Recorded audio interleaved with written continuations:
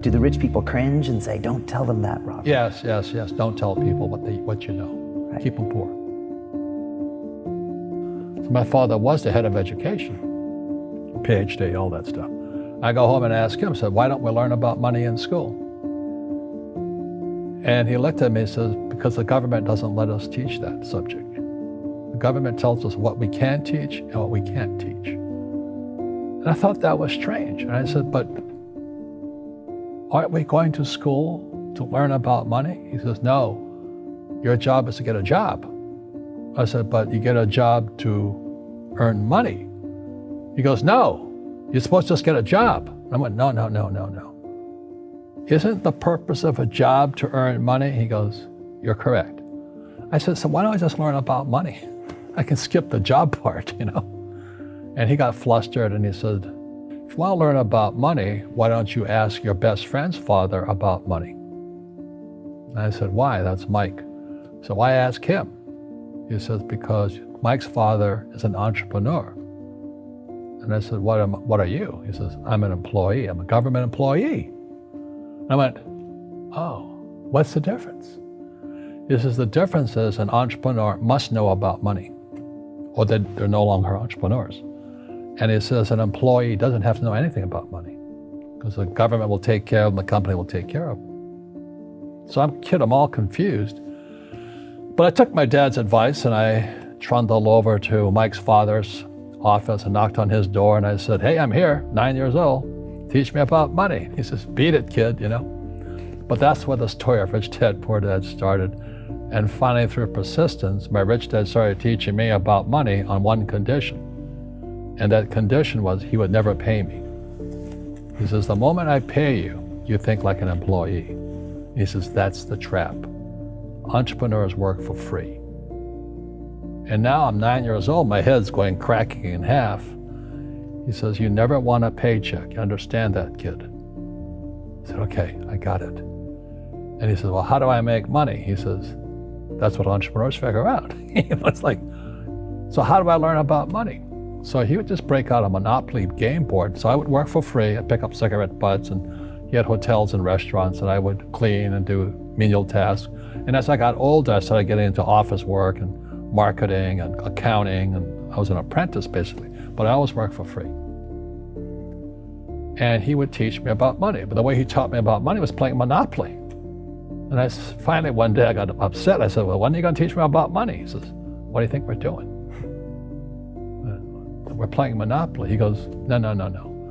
What do you think we're doing? We're playing Monopoly. He says, what do you think we're doing? So I don't know. I'm teaching you about money. And then that's when, you have one greenhouse. He says, there's many formulas for great success in money. There's thousands of them, but one of the best ones is found on the game of Monopoly. It still is today. 4 greenhouses, 1 red hotel. I said, what? He says, one of the greatest ways to acquire great wealth is playing Monopoly in real life. 4 greenhouses, 1 red hotel. Well, is that all there is? He goes, that's it. And he says, what do you think I'm doing? And I went, I don't know. So then he took me out and he showed me his greenhouses. And 10 years later, when I was 19, I was now in school in New York, and I come back to Hawaii, and Rich Dad had bought the biggest piece of land smack dab in the middle of Waikiki Beach.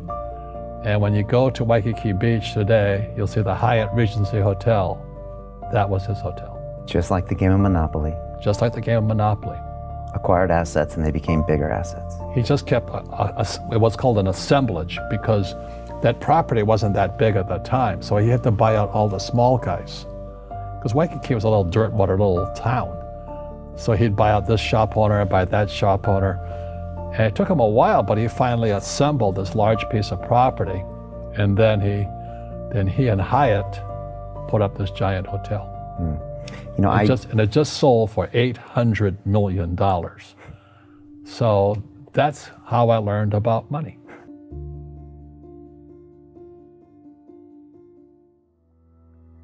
I've had financial crashes. I've had people stab me in the back, but they're all good because I grow from it. That's spirituality. Right. People who are afraid of making mistakes, like they teach in school, they don't ever grow. Because spirituality is there's good and there's bad, there's right and there's wrong, there's up and there's down. Most people only want to be right, they only want to be positive. Well, you can't have that. That's not reality.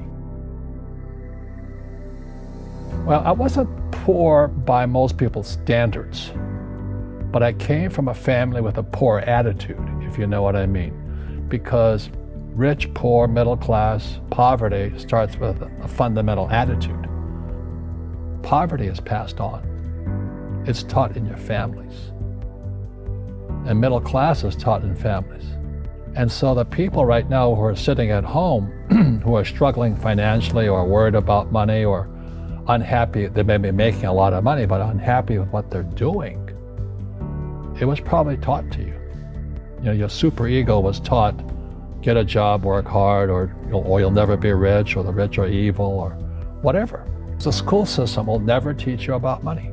The school system was designed to teach you to be an employee, which is important, or a doctor or a lawyer, a specialist, but never about money. And what most people lack is real business knowledge, like accounting, like debt, like taxes. You got to know that stuff, but they don't teach it in school to anybody. So, and then when people ask me, how did your rich dad learn this when your poor dad, a PhD, didn't? And the answer is very simply, my rich dad, who's my best friend's father, his father died when he was 13. So his rich dad had this family business at 13 to run. So he had to drop out of school, which was his blessing. There's blessings, and sometimes the blessing doesn't look like a blessing, but it turned out to be a blessing. And then his teachers became his bookkeeper, his accountant, his attorney, his banker, his real estate agents. So he has what I call real teachers, not these fake teachers in school. You see, most teachers in school, they're out of ethics. They teach subjects they themselves don't practice. I asked the teacher, I said, I'm in my third year of calculus now. It was called strength of materials. I said, am I ever going to use this stuff? He goes, no. I said, why do you teach it? He says, because I get paid. I said, do you ever use it? He goes, no. And that's why, you have to, in life, one of the things I suggest to people, you got to find a real teacher versus a fake teacher. And a fake teacher is somebody who doesn't do what they teach. And a real teacher is doing what they teach every day. So my accountants, my attorneys, they're in it every single day. That's how I learn, because every day I'm solving problems in my business.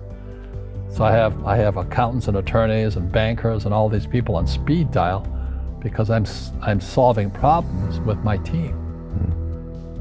I see you giving this knowledge out, and yeah. Do the rich people cringe and say, don't tell them that, Rob? Yes. Don't tell people what you know. Right. Keep them poor. But, unfortunately, the poor, as was in the Bible, I'm not real religious, the poor will always be amongst us because it starts up here. Right, it's that fear mentality. It's in their words, and the words become flesh. Again, I'm not really religious. I flunked out of Sunday school also. But when they say I can't afford it or I can't do that, they go down. They become what they say. My PhD daddy says, what do you think I am, made of money? I can't afford that. And my rich dad would say, that's why he's poor. Poor people say, I can't afford it, I can't do that, I don't have time. Because it's an escape. It's an escape, you know what I mean? It's easy to say, I can't afford it. And your rich dad used to say what instead of, I can't afford it? How can I afford it? How can I do that? What would it take, or why should I do that? He says that a question opens the mind, a statement closes the mind. So when you say, I can't afford it, your mind shuts down, and you become what you say. Rugby is a team sport, but so is soccer. The rules are different. And other people are golfers. They play by themselves. And so everybody's different. So my game financially is business, number one. Second is real estate. So what I say to young people is, you find your game.